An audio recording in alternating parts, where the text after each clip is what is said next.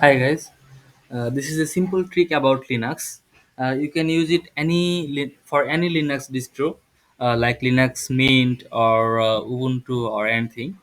For this, you have to right click on the panel and click Add to Panel. Here you will find Workspace Switcher.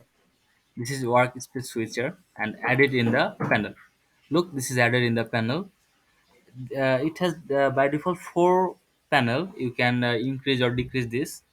uh, this workspace will help you in many ways. For example, you need two different display but you have only one.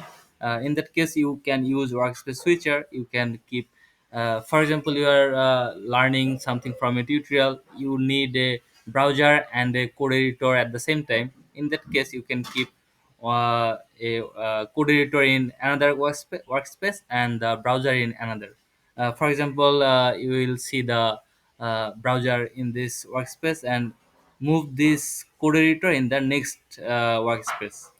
Right click on the icon and move to workspace right, or move to another workspace 2 3 or 4. Let's say I will move it to 4. It's say move to 4.